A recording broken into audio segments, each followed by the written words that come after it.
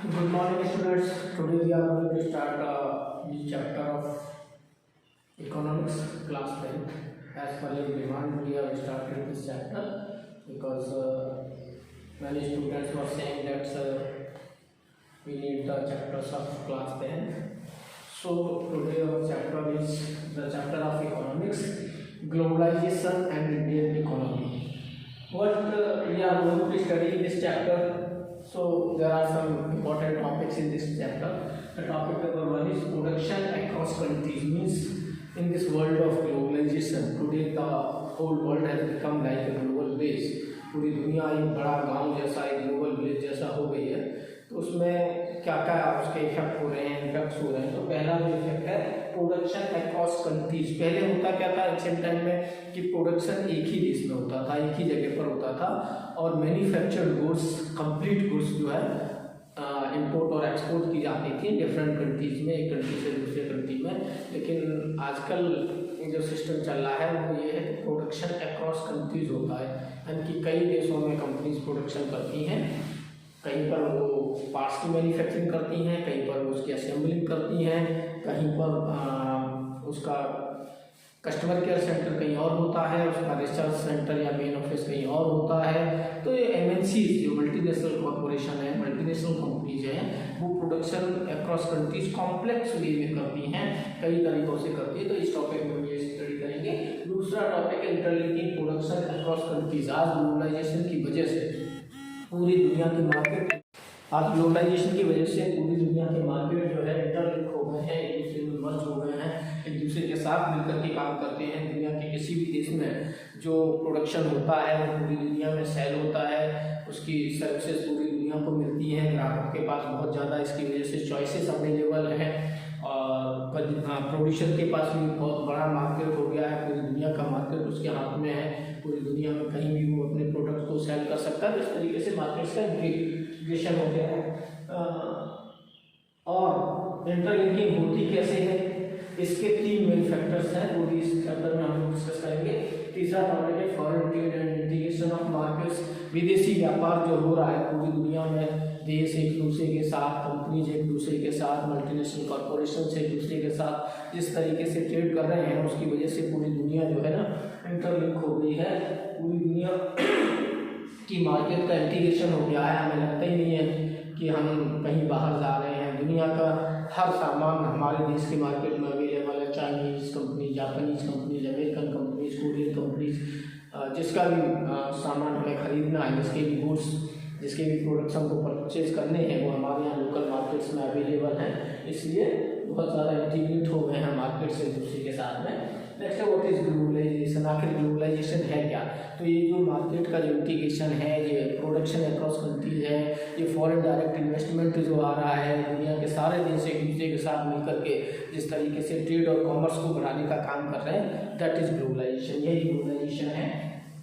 Factors that है enabled globalisation. कौन कौन सी चीज़ें हैं जिन्होंने ग्लोबलाइजेशन को बढ़ाया है, इनेबल किया है, जिससे ग्लोबलाइजेशन इम्प्रूव हुआ है, ग्लोबलाइजेशन की कंडीशन बढ़ी है. तो सबसे पहला तो है टेक्नोलॉजी. टेक्नोलॉजी ने बहुत बड़ा रोल प्ले किया है ग्लोबलाइजेशन को इन्हेंस करने में, इनेबल करने में. दूसरा है कि ग्लोबलाइजेशन ऑफ पॉलिसीज. आजकल इकोनॉमिक पॉलिसीज जो बदली है पूरी दुनिया में, पहले ऐसी पॉलिसीज नहीं थी. बहुत ज़्यादा ट्रेड बैरियर्स हुआ करते थे, लेकिन अब जो ट्रेड बैरियर्स का रिमूवल हो गया है, जो इकोनॉमिक पॉलिसीज का लिबरलाइजेशन हो गया है, उसकी वजह से बहुत ज़्यादा जो है इंटरनेशनल ट्रेड हो रहा है, ग्लोबलाइजेशन हो रहा है. तो ये इम्पोर्टेंट फैक्टर है. इसके बाद World Trade Organization, WTO, UN का ऑर्गन है, वर्ल्ड ट्रेड ऑर्गेनाइजेशन, जो बहुत ज़्यादा कंट्रीज को इन्हेंस करता है, उनको मोटिवेट करता है, इंस्पायर करता है कि आप ज़्यादा से ज़्यादा जो है इंटरनेशनल ट्रेड करिए, ग्लोबलाइजेशन का हिस्सा बनिए. तो इस तरीके से जो है WTO का भी बड़ा रोल है ऐसी पॉलिसीज़ बनाने में, जिसकी वजह से ग्लोबलाइजेशन हो रहा है, मार्केट्स का इंटीग्रेशन हो रहा है. तो WTO का रोल भी हम इसमें समझेंगे. इसके बाद है impact of globalisation in India. India की इकोनॉमी पर ग्लोबलाइजेशन का इम्पैक्ट क्या हुआ है, इफेक्ट क्या हुआ है, किस पर क्या इफेक्ट हुआ है, MNCs पर क्या इफेक्ट हुआ है, वर्कर्स पर क्या इफेक्ट हुआ है, स्मॉल स्केल मैन्युफैक्चरर्स पर क्या इफेक्ट हुआ है, कंज्यूमर्स पर क्या इफेक्ट हुआ है, समाज के अलग अलग वर्गों पर क्या इफेक्ट्स इसके हुए हैं, ये भी इस चैप्टर में हम पढ़ेंगे। और हमारा last chapter struggle for a fair globalisation. Actually globalisation fair नहीं है, कुछ जो डेवलप कंट्रीज हैं, जो रिच पीपल हैं, इनको तो बहुत ज़्यादा ग्लोबलाइजेशन का फ़ायदा मिल रहा है। डेवलप कंट्रीज की फेवर में जो है पॉलिसीज़ बन रही हैं, WTO भी उनके लिए अच्छा रोल प्ले करता है। तो कुल मिलाकर के इसकी वजह से हमको स्ट्रगल करना होता है, पुअर पीपल को, पुअर कंट्रीज़ को, डेवलपिंग कंट्रीज़ को बहुत ज़्यादा स्ट्रगल करना हो रहा है, क्योंकि ग्लोबलाइजेशन फेयर नहीं है। इसलिए हमें जो समस्याएँ आ रही हैं उसको लेकर के कुछ कंट्रीज़ की जो समस्याएं हैं उन पर भी हम बात करेंगे। इंडिया जैसे देश ग्लोबलाइजेशन का ठीक तरीके से फ़ायदा नहीं उठा पा रहे हैं, पुअर पीपल को भी ग्लोबलाइजेशन का ठीक तरीके से फ़ायदा नहीं मिल रहा है। तो ये सारी प्रॉब्लम्स भी इसमें हम लास्ट टॉपिक में डिस्कस करेंगे। तो ये हमारा चैप्टर है। So students, the first topic आपका है प्रोडक्शन अक्रॉस कंट्रीज। कैसे प्रोडक्शन अक्रॉस कंट्रीज होता है? तो आप देख रहे हैं कि in the matters of years, पिछले कुछ वर्षों में, in the last 3 decades globalisation बहुत बढ़ा है। इंडिया में न्यू इकोनॉमिक पॉलिसीज 1991 से आई थी। 1990 के बाद जब कांग्रेस की सरकार 1991 में बनी, PV Narasimha Rao prime minister थे और डॉक्टर मनमोहन सिंह उस समय फाइनेंस मिनिस्टर हुआ करते थे इंडिया के। उन्होंने न्यू इकोनॉमिक पॉलिसी लेकर के आए। उन्होंने ट्रेड बैरियर्स को रिमूव किया, उन्होंने इन्वेस्ट किया फॉरेन कंपनीज को इंडिया में इन्वेस्ट करने के लिए। जो ट्रेड बैरियर्स थे वो ख़त्म कर दिए, रिमूवल कर दिया ट्रेड बैरियर्स का, पॉलिसीज़ का लिबरलाइजेशन कर दिया, पॉलिसीज़ को सरल कर दिया। तो उसकी वजह से हमारे यहाँ जो ग्लोबलाइजेशन बढ़ा और आज दुनिया के सारे products, one of the days when the only Ambassadors and Fiat cars were running on the Indian roads, वो दिन चले गए जब केवल फिएट या एम्बेसडर कार्स भारत के सड़कों पर दौड़ा करते थे। आज दुनिया की हर बड़ी से बड़ी कंपनी की कारें, ऑटोमोबाइल्स इंडिया में रन करते हैं। फेरारी, ऑडी या कोई भी दुनिया की बड़ी से बड़ी कंपनी के व्हीकल्स आपको इंडियन रोड्स पर मिल जाएंगे। तो ये सब जो चेंज आया है इसको हम लोग कैसे एसेस करते हैं, कैसे रैपिड ट्रांसफॉर्मेशन हुआ है मार्केट्स का, कैसे चेंज आया है और लोगों की लाइफ कैसे इफेक्ट हुई है, इसी सब को लेकर के इस टॉपिक में हम लोग आज डिस्कस करेंगे। पहला आपका टॉपिक है प्रोडक्शन अक्रॉस कंट्रीज। एक्चुअली होता क्या था, इंडिया ग्लोबलाइजेशन कोई न्यू फिनोमेना नहीं है, ग्लोबलाइजेशन बहुत ओल्ड फिनोमेना है। But the globalisation, this type of globalisation is running today, that is new phenomena. जिस टाइप का ग्लोबलाइजेशन आज हो रहा है वो न्यू फिनोमेना है। ग्लोबलाइजेशन तो बहुत ओल्ड फिनोमेना है। आपको पता है कि मुगल काल में या उससे पहले 7वीं 8वीं शताब्दी से ही अरब कंट्रीज़ के लोग हिंदुस्तान में आते थे व्यापार करने के लिए। फिर यूरोपियन आ गए, पुर्तगीज आ गए, डच आ गए, फ्रेंच आ गए, ब्रिटिश आ गए। ब्रिटिश ईस्ट इंडिया कंपनी में भारत का शासन भी किया, ये सब ट्रेड करने ही आए थे। तो ग्लोबलाइजेशन तो तब भी होता था, लेकिन आज का जो ग्लोबलाइजेशन है वो अलग टाइप का ग्लोबलाइजेशन है।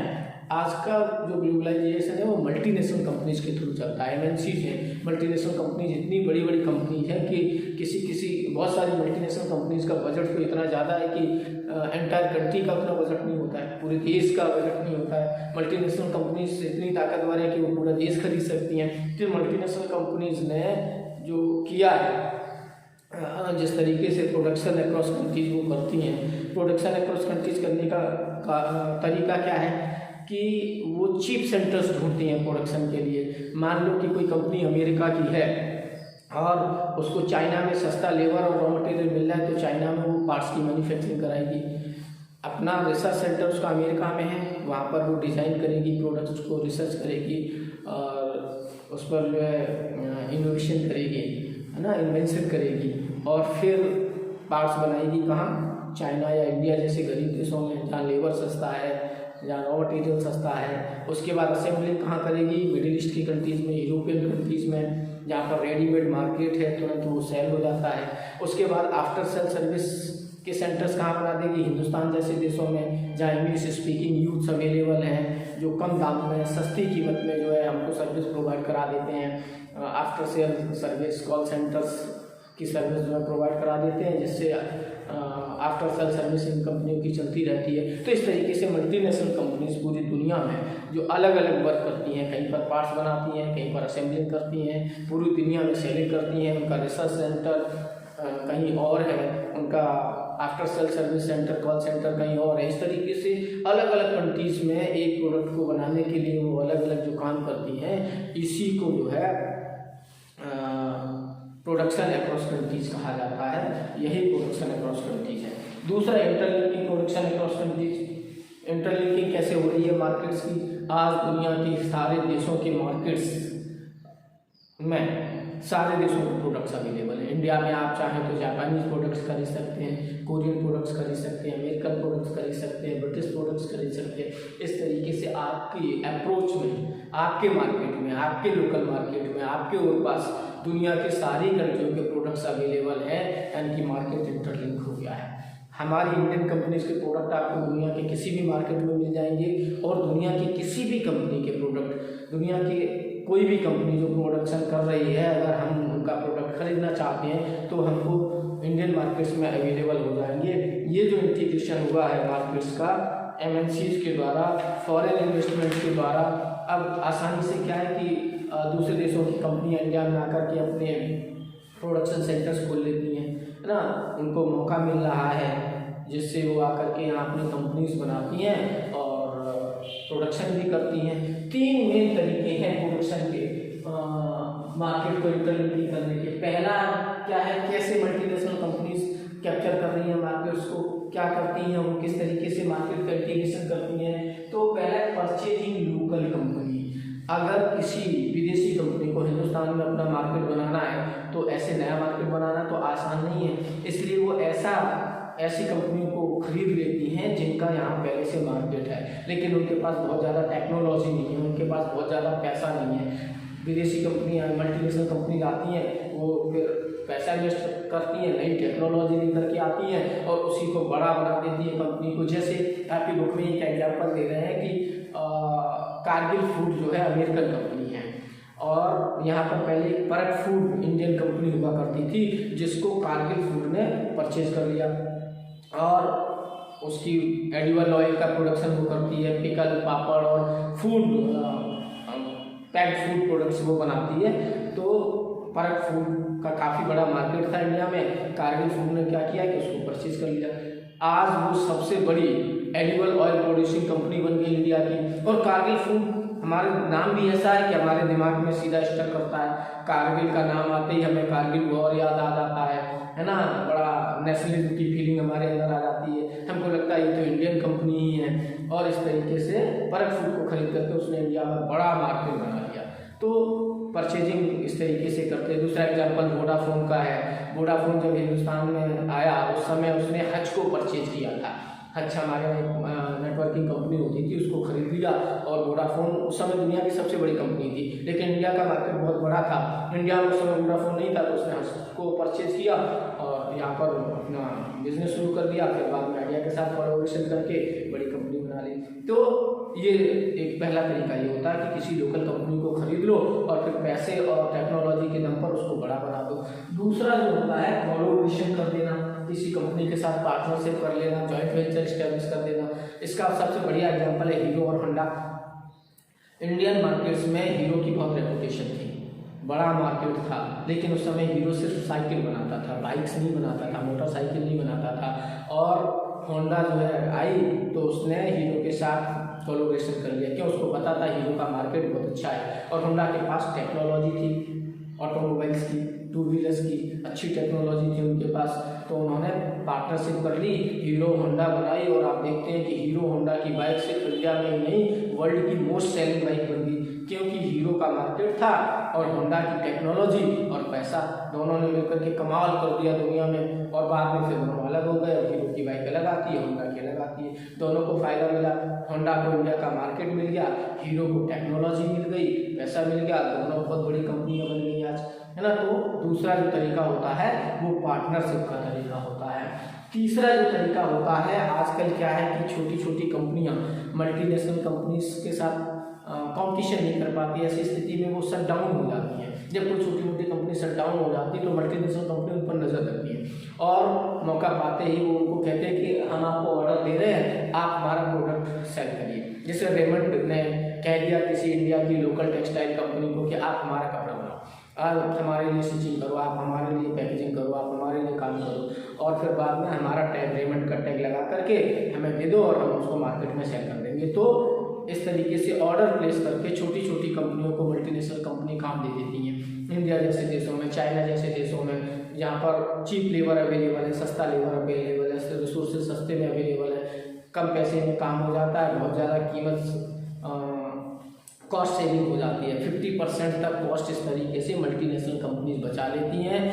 प्रोडक्शन सस्ते में करा करके, कॉल सेंटर की सर्विस सस्ते में दे करके, आफ्टर सेल सर्विस सस्ते में दे करके, असेंबलिंग और सब कुछ सस्ते में हो जाता है। कॉम्प्लेक्स वे में प्रोडक्शन करती हैं और इस तरीके से वो जो है मल्टीनेशनल कंपनीज मार्केट को कैप्चर कर लेती हैं। तीसरा जो है foreign trade and integration of markets. किस तरीके से फॉरेन ट्रेड की वजह से मार्केट का इंटीग्रेशन हो गया है, वो बड़ा जो है कि आज पूरी दुनिया में सारी दुनिया की कंपनी जो है जाती हैं, फॉरेन ट्रेड करती हैं। इसकी वजह से अपॉर्चुनिटीज़ सबको मिलती हैं, हमको भी मिल रही हैं। ग्राहक को क्या होता है कि बहुत ज़्यादा चॉइस मिल जाती है।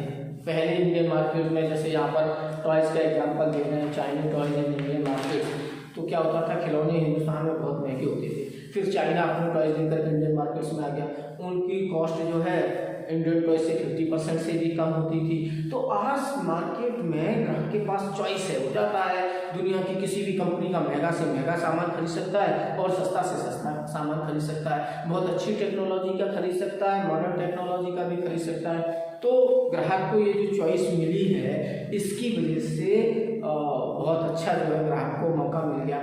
जो वेल वर्स्ड कंज्यूमर्स हैं, जो पैसे वाले कंज्यूमर्स हैं, वो बहुत अच्छी टेक्नोलॉजी का बहुत महंगा सामान भी इंडिया में खरीद सकते हैं। और जो गरीब ग्राहक है, कमज़ोर ग्राहक है, जो महंगा नहीं खरीद सकता, तो उसके लिए सस्ते से सस्ते चाइनीज आइटम अवेलेबल है हिंदुस्तान के मार्केट्स में, जिससे ग्राहक को फ़ायदा हो रहा है। और इसकी वजह से मार्केट की इंटरलिंकिंग हो रही है, दुनिया की हर कंपनी का सामान हिंदुस्तान में मिल जाता है। तो foreign trade thus results in connecting the markets और integration of markets in different country. इस तरीके से जो फॉरेन ट्रेड हो रहा है, जो इंटरनेशनल ट्रेड हो रहा है, ये दुनिया भर की मार्केट्स को इंटरलिंक करता जा रहा है, जोड़ता जा रहा है, जिसका फ़ायदा ग्राहक को भी मिल रहा है और मल्टीनेशनल कंपनीज को भी मिल रहा है। नेक्स्ट है व्हाट इज ग्लोबलाइजेशन। ग्लोबलाइजेशन है क्या? तो ग्लोबलाइजेशन मार्केट्स का इंटीग्रेशन है, ग्लोबलाइजेशन प्रोडक्शन अक्रॉस कंट्रीज है, ग्लोबलाइजेशन दुनिया के हर मार्केट में दुनिया के सभी देशों के प्रोडक्ट्स की अवेलेबिलिटी है। Globalisation is the process of rapid integration और इंटरकनेक्शन बिटवीन कंट्रीज। ये दुनिया के कंट्रीज का जो इंटरकनेक्शन बढ़ता जा रहा है, एक दूसरे के साथ ट्रेड बढ़ रहा है, कॉमर्स बढ़ रहा है, टेक्नोलॉजी ट्रांसफर बढ़ रहा है, माइग्रेशन हो रहा है लोगों का, लोग जॉब की तलाश में हिंदुस्तान से, आपको पता है, पूरी दुनिया में जाते हैं। आज हिंदुस्तान वर्ल्ड का सबसे बड़ा देश है, सब पहला ऐसा देश है जो सबसे ज़्यादा पैसा इस तरीके से कमाता है कि हिंदुस्तान के लोग बाहर जाकर के काम करते हैं और वो जो मनी ट्रांसफ़र करते हैं इंडिया में, वो अमाउंट दुनिया में सबसे ज़्यादा है। तो ये मार्केट्स का इंटीग्रेशन है। More and more goods and services, investment and technology are moving between countries. Goods move कर रही है एक कंट्री से दूसरे कंट्री से, इससे इंटीग्रेशन हो रहा है। सर्विसेज ट्रांसफ़र हो रही है एक कंट्री से दूसरे कंट्री, इससे मार्केट्स का इंटीग्रेशन हो रहा है। पीपल माइग्रेट कर रहे हैं जॉब की तलाश में एक कंट्री से दूसरे कंट्री, इससे मार्केट इंटीग्रेट हो रहा है। टेक्नोलॉजी दुनिया के एक देश से दूसरे देशों में ट्रांसफ़र हो रही है, इससे मार्केट का इंटीग्रेशन हो रहा है। तो कई तरीके से मार्केट का इंटीग्रेशन हो रहा है। नेक्स्ट आपका जो टॉपिक है factors that have enabled globalisation. वो कौन कौन से फैक्टर्स हैं जिन्होंने ग्लोबलाइजेशन को इनेबल किया? तो सबसे बड़ा फैक्टर है टेक्नोलॉजी। आज ऐसी टेक्नोलॉजी अवेलेबल है जिससे आसानी से जो है ना फॉरेन ट्रेड हो जाता है। सबसे बड़ा रोल इसमें आईटी का है, इंफॉर्मेशन टेक्नोलॉजी का। आज हम दुनिया के किसी भी कंपनी में सेकंडों में ऑर्डर प्लेस कर सकते हैं, मंगा सकते हैं, ऑनलाइन ऑर्डर्स आ जाते हैं, चले जाते हैं और उधर से जो है शिप के द्वारा या एरोप्लेन के द्वारा सामान ट्रांसफ़र हो जाता है। हम डिजिटली मनी ट्रांसफ़र कर देते हैं। डिजिटल ट्रांजेक्शन की वजह से न कोई आता है न कोई जाता है और ट्रेड चलता रहता है। पहले आपको अमेरिका में कोई सामान खरीदना होता था तो आप खुद वहाँ जाइए, वहाँ सामान खरीदिए, तो वहाँ से लेकर के आइए, आपको लाखों रुपया किराया देना पड़ेगा, समय भी इन्वेस्ट करना पड़ेगा, तब जाकर के आप ट्रेड कर पाएंगे। लेकिन आज क्या है, आज आप ऑनलाइन ऑर्डर प्लेस कर देंगे, वहाँ की कंपनी जो है ट्रांसपोर्ट के द्वारा सामान यहाँ पर भेज देगी, आप उसको डिजिटली मनी ट्रांसफ़र कर देंगे और न कोई आया न कोई गया और ट्रेड हो गया। सामान गुड्स का जो है ट्रांसफ़र हो गया पूरी दुनिया में। तो इंफॉर्मेशन टेक्नोलॉजी ने बड़ा रोल प्ले किया है। आपकी बुक में एक एग्जांपल दिया है कि ब्रिटेन की मैगजीन इंडिया में छप जाती है। कैसे छप जाती है? वहाँ का की कंपनी ऑर्डर करती है इंडियन कंपनी को कि हमारी एक मैगजीन छाप दो, वो ऑनलाइन कंटेंट भेजता है, इंडिया के लोग उस ऑनलाइन कंटेंट से मैगजीन तैयार करते हैं और प्रूफ रीडिंग के लिए ऑनलाइन ही भेज देते हैं। उनको वो कंटेंट अच्छा लगता है तो वो ऑर्डर प्लेस कर देते हैं कि ठीक है, हज़ारों मैगजीन या लाखों मैगजीन हमारे लिए आप छाप दीजिए। तो ब्रिटेन में पढ़ेंगे उसको मैगजीन को लोग, और बनेगी कहाँ? इंडिया में। वो ऑनलाइन ही सारा कंटेंट आ गया, इन्होंने मैगजीन छापी और उसको ट्रांसपोर्ट से भेज दिया, वहाँ से डिजिटली मनी आ गया। तो ब्रिटेन की मैगजीन इंडिया में छपी और पहुँच गई ब्रिटेन में, वहाँ के रीडर्स को पढ़ने को मिल गई। तो इंफॉर्मेशन टेक्नोलॉजी ने बड़ा रोल प्ले किया है। इसके अलावा कंटेनर्स वगैरह का यूज़ होने लग गया है, रेफ्रिजरेटेड फ्रिज का यूज़ होने लग गया है। ये सारी टेक्नोलॉजी इंटरनेशनल ट्रेड में बड़ा रोल प्ले करती है। पहले क्या है, सामान टूटता फूटता बहुत था दूसरे देशों में जाने में। अब ऐसे सेफ कंटेनर्स आ गए जिनमें पूरी दुनिया में आसानी से ट्रांसफ़र हो जाता, सामान चला जाता, टूटता फूटता नहीं है, लॉस नहीं होता, कोई शिपमेंट डिले भी नहीं होता, आसानी से जो है चला जाता है सामान, है ना। तो और आजकल बहुत सारे मीन्स हो गए। पहले केवल वाटरवेज से जाता था, आजकल पाइपलाइन से भी ट्रांसफर हो जाता है, लिक्विड ट्रांसफर। एयर प्लेन्स आजकल अवेलेबल हैं, तो एयरपोर्ट से भी चीज़ें चली जाती हैं, है ना। और आईटी इसमें सबसे बड़ा रोल प्ले करती है। तो सेफ कंटेनर्स अवेलेबल हैं, है ना, इंफॉर्मेशन टेक्नोलॉजी अवेलेबल है, रेफ्रिजरेटेड फ्रिज वगैरह, रेफ्रिजरेटेड कंटेनर्स अवेलेबल है, रेफ्रिजरेटेड शिप अवेलेबल है, जिनसे आसानी से सामान खराब नहीं होता, पहुंच जाता है अपने डेस्टिनेशन पर। तो इसकी वजह से भी होता है। दूसरा एक और बड़ा फैक्टर है जिसने ग्लोबलाइजेशन को इनेबल किया है, वो है लिबरलाइजेशन ऑफ पॉलिसीज। होता क्या था, पहले पॉलिसी बहुत कठिन थी। हिंदुस्तान 1947 में आज़ाद हुआ, लेकिन हमने फॉरेन ट्रेड जो मॉडर्न ग्लोबलाइजेशन का हिस्सा 1991 से बने। उसके पहले हम क्यों नहीं बने? क्योंकि हमने ट्रेड बैरियर्स लगा रखे थे। हमने इतनी हार्ड पॉलिसीज कर रखी थी कि कोई विदेशी कंपनी इंडिया में आकर के अपना सामान बेच नहीं सकती थी, वो अपनी यहाँ आकर के अपनी कंपनी और फैक्ट्री नहीं लगा सकती थी। वो ट्रेड बैरियर्स हमने क्यों लगाए थे? वो ट्रेड बैरियर्स हमने इसलिए लगाए थे ताकि हमारे यहाँ आज़ादी के बाद जो नई नई फैक्ट्रीज लग रही थी, कंपनीज लग रही थी, उनको बड़ी कंपनियों का मुकाबला नहीं करना पड़े। स्टार्टिंग स्टेज में आप 10th क्लास के स्टूडेंट्स हैं, आपको कह दिया जाए कि आपको जो है ग्रेजुएट्स के साथ कंपटीशन करना है, तो आप नहीं कर पाएंगे ना। इसी तरीके से जब हमारे यहाँ नई नई इंडस्ट्रीज लग रही थी, बन रही थी, उस स्थिति में हम MNCs का कंपटीशन करने के लायक नहीं थे, इसलिए हमने ट्रेड बैरियर्स लगा रखे थे। इसलिए हमने ऐसी पॉलिसीज बना रखी थी कि हम सिर्फ अपनी ज़रूरत की चीज़ें दुनिया से खरीदते थे, बाकी हमने यहाँ मौका नहीं दिया किसी कंपनी को अपनी फैक्ट्री लगाने का या अपना सामान बेचने का, क्योंकि हम उनका कंपटीशन करने के लायक नहीं थे। लेकिन 1990 के बाद हमने डोर्स ओपन कर दिए सबके लिए कि आप आओ, इंडिया में इन्वेस्ट करो, आप अपने प्रोडक्ट्स बेचो। और हमारी कंपनी भी, बहुत सारी कंपनी, मल्टीनेशनल कंपनीज हो गई, अडानी, अंबानी, रिलायंस, है ना, टाटा, ये सब दुनिया भर में ट्रेड कर रहे हैं। बड़ी बड़ी मल्टीनेशनल कंपनीज है, पूरी दुनिया में इन्वेस्टमेंट कर रहे हैं और पूरी दुनिया की कंपनी हमारे यहाँ आ रही है ना। सैमसंग हमारे यहाँ काम करती है और हज़ारों ऐसी मल्टीनेशनल कंपनी है जो आकर के यहाँ प्रोडक्ट्स बनाती हैं और बेचती भी हैं। इससे हमको फ़ायदा ये है कि हमारे लोगों को जॉब मिलता है, हमारे ग्राहक को ये चॉइस अवेलेबल है कि वो दुनिया की किसी भी कंपनी का अच्छा से अच्छा सामान खरीद सकती है। तो इस तरीके से ट्रेड बैरियर का जो रिमूवल है, removing of barrier restrictions set by the government is what is known as liberalisation. ये जो ट्रेड बैरियर्स हमने रिमूव कर दिए, पॉलिसीज को सरल बना दिया। हम इन्वाइट करते हैं FDI फॉरेन डायरेक्ट इन्वेस्टमेंट के लिए कंपनीज को इन्वाइट करते हैं, बुलाते हैं कि आप इंडिया में आओ, इन्वेस्ट करो, यहाँ अपना प्रोडक्ट बेचो। तो इससे जो है ग्राहक को फ़ायदा होता है, लोगों को जॉब भी मिलता है और चॉइसेस अवेलेबल है। तो ये इस तरीके से हमने जो है लिबरलाइजेशन ऑफ पॉलिसीज करके, पॉलिसीज को सरल बना करके, नियमों का उदारीकरण करके, नियमों का सरलीकरण करके जो है बढ़ा दिया है ग्लोबलाइजेशन को। और बात आती है वर्ल्ड ट्रेड ऑर्गेनाइजेशन, सबसे बड़ा रोल प्ले कर रहा है आजकल जो है ग्लोबलाइजेशन में। वो ऐसी वर्ल्ड लेवल की जो ऑर्गेनाइजेशन है वो वर्ल्ड ट्रेड ऑर्गेनाइजेशन है, विश्व व्यापार संगठन है, UNO का ऑर्गेनाइजेशन है। ये सभी कंट्रीज़ को कहता है कि भाई आप ट्रेड बैरियर्स रिमूव कर दीजिए, आप मौका दीजिए। दुनिया की फ्री ट्रेड का कॉन्सेप्ट लेकर के आया है WTO, वर्ल्ड ट्रेड ऑर्गेनाइजेशन, और इसने कहा है कि पूरी दुनिया में जो है कंट्रीज़ को ट्रेड करना चाहिए। 164 कंट्रीज आज इसके मेंबर हैं ना, और वो पूरी दुनिया में जो है एक दूसरे के साथ ऑपरेट करके कोलैबोरेशन करा के वर्ल्ड ट्रेड ऑर्गेनाइजेशन जो है लोगों को मोटिवेट कर रहा है, इंस्पायर कर रहा है कि आप जो है पॉलिसीज़ को कर रहे हैं, लिबरलाइज कर रहे हैं, आप फ्री ट्रेड कर रहे हैं, आप सारी कंपनियों को मौका दें दुनिया में अपने देश में सामान बेचने का। आप जो है थोड़ा सा कस्टम ड्यूटीज़ कम कर दें, आप ऐसी पॉलिसीज़ बनाएं जिससे विदेशी कंपनियों को आसान हो जाए आपके यहाँ आकर के इन्वेस्ट करना, नियमों का सरलीकरण कर दें। तो WTO बड़ा रोल प्ले करता है इसमें, और इसकी वजह से जो है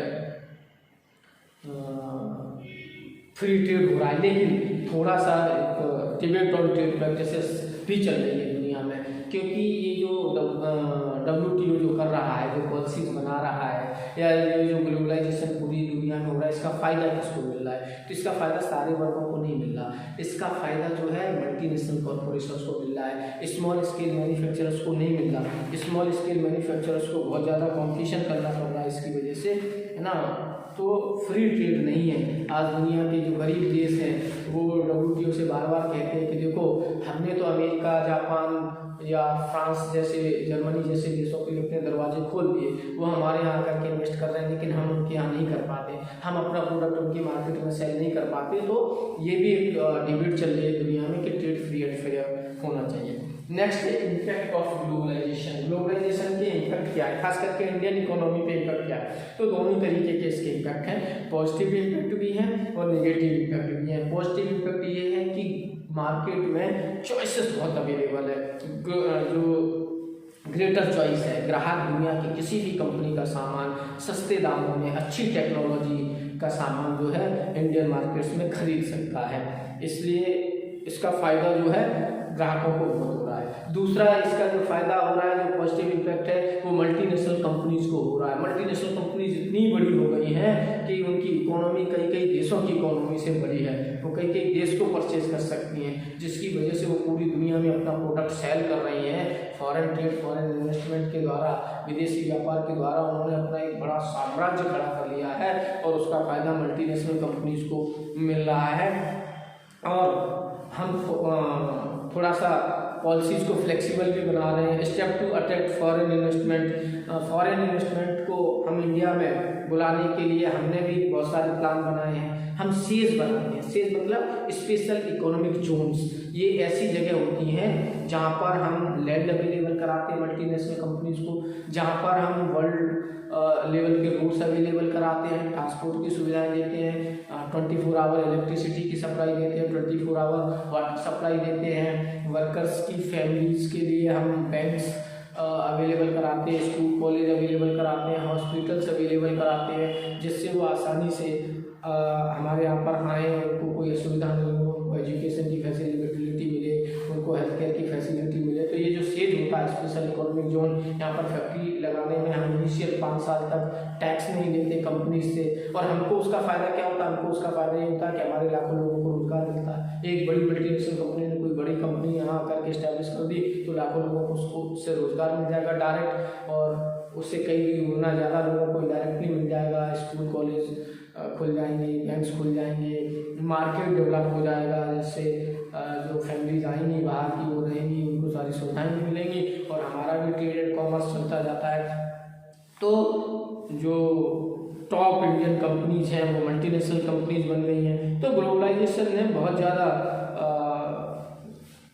फ़ायदा पहुंचाया है। इंडिया की टाटा मोटर्स है, रैनवैक्सी है, इन्फोसिस है, एशियन पेंट्स है, आज ये पूरी दुनिया को जो में अपना ट्रेड कर रही है, मल्टीनेशनल कंपनीज बन गई है, रिलायंस है।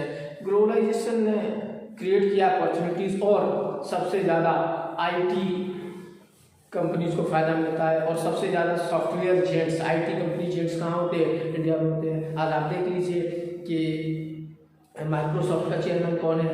इंडियन है। गूगल का हेड कौन है?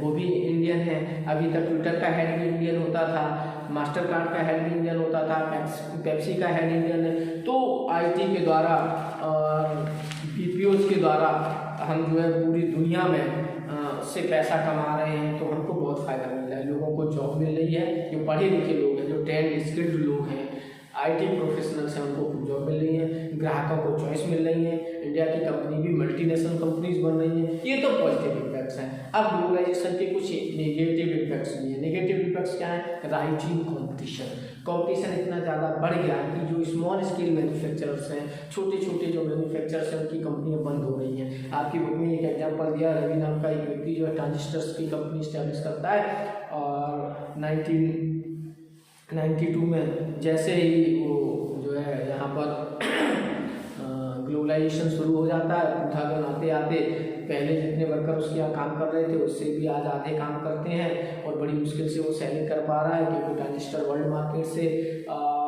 खरीद के ले आते हैं लोग। टेलीविज़न कंपनी वाले ट्रांजिस्टर कंपनी को दूसरी कंपनियों से खरीद लेते हैं, वर्ल्ड से खरीद लेते हैं, MNC से खरीद लेते हैं। तो रवि जैसे लोगों की कंपनियां बंद हो रही हैं, बहुत सी बंद हो चुकी हैं। बहुतों का जो प्रोडक्शन है वो पहले से आधा हो गया है। तो बैटरीज हैं, कैपेसिटर्स हैं, प्लास्टिक टॉयज हैं, टायर्स हैं, डेयरी प्रोडक्ट्स हैं, वेजिटेबल्स हैं, आज पूरी दुनिया में अवेलेबल है। सस्ते प्रोडक्ट्स दुनिया भर से आकर के इंडियन मार्केट्स में बिकते हैं। ऐसी स्थिति में जो है छोटी स्मॉल स्केल मैन्युफैक्चरर जो है कॉम्पिटिशन नहीं कर पा रहे। आप देख रहे हो कि आज ऑनलाइन ट्रेडिंग ज़्यादा होने लग गई है। हमारे पड़ोस का दुकानदार सामान लिए बैठा रहता है, हम उसके यहाँ परचेज करने नहीं जाते, हम ऑनलाइन ऑर्डर प्लेस करते हैं और घर पे सामान आ जाता है। तो जो बड़े बड़े मॉल खुल गए हैं, वो दुनिया भर से सस्ता प्रोडक्ट खरीद करके आपकी सिटी में ला करके बेचते हैं। तो आपके पड़ोस का दुकानदार जो बेचारा बहुत महंगा आइटम सस्ता नहीं बेच सकता, वो एक छोटा किराना दुकानदार मॉल के साथ कॉम्पिटिशन तो नहीं कर सकता,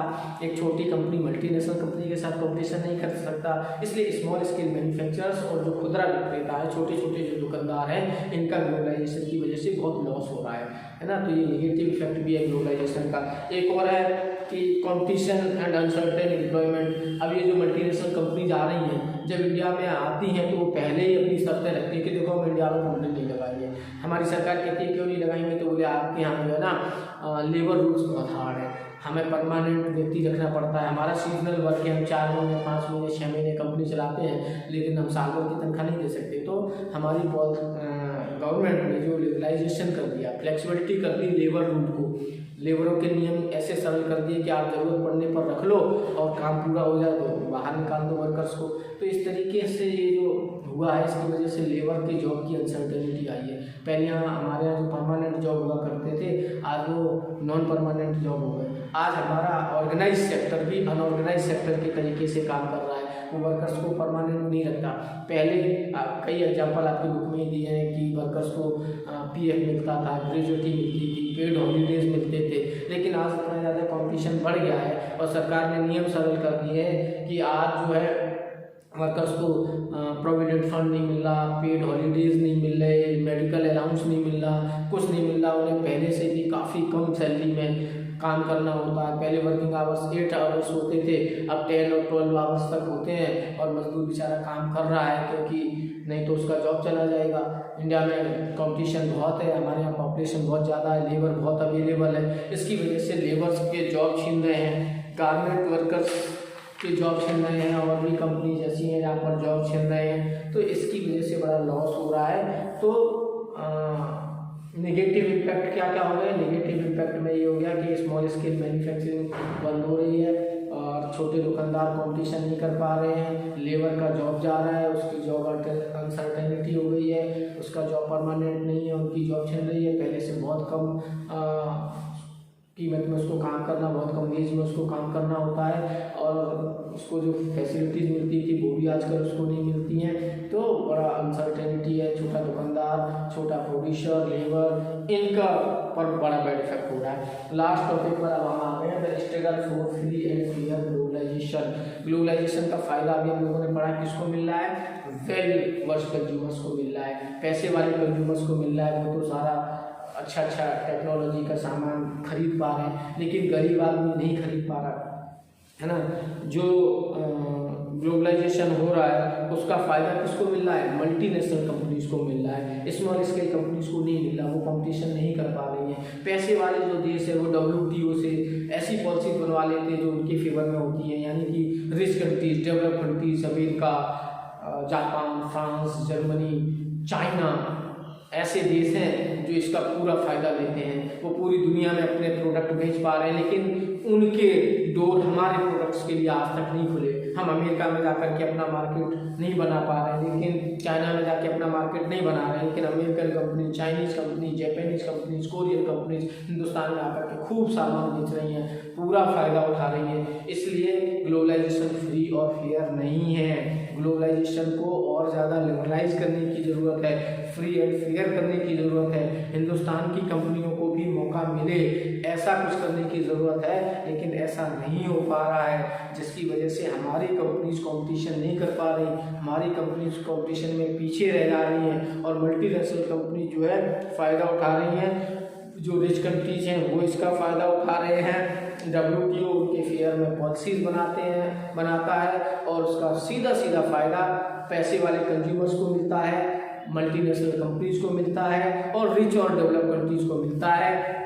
पुअर पीपल को फ़ायदा नहीं मिल रहा, अनट्रेन्ड अनस्किल्ड पीपल को फ़ायदा नहीं मिल रहा और डेवलप कंट्रीज को, पुअर कंट्रीज को इसका फ़ायदा नहीं मिल रहा है। केवल पैसे वाले लोगों को मिल रहा है, मल्टीनेशनल कंपनीज को मिल रहा है और डेवलप कंट्रीज को मिल रहा है। तो ज़रूरत है, तो कुल मिलाकर के इस चैप्टर में जो हमने पढ़ा कि आज ये ग्लोबलाइजेशन की एज है, रैपिड इंटीग्रेशन हो रहा है मार्केट्स का बहुत तेज़ी से, है ना, मार्केट इंटीग्रेट हो जा रहे हैं, प्रोडक्शन अक्रॉस कंट्रीज हो रहा है, यानी कि दुनिया के कंपनीज पूरी दुनिया में जाकर के प्रोडक्शन भी करती हैं, सेलिंग भी करती हैं, सब करती हैं, लोकल कंपनीज को परचेज कर देती हैं, उनके साथ कोलैबोरेशन करके छोटी कंपनीज को ऑर्डर दे करके अपना माल बनवा करके पूरा मार्केट पर उन्होंने कब्जा कर रखा है, होल्ड कर रखा है। फॉरेन ट्रेड का इंटीग्रेशन हो गया है।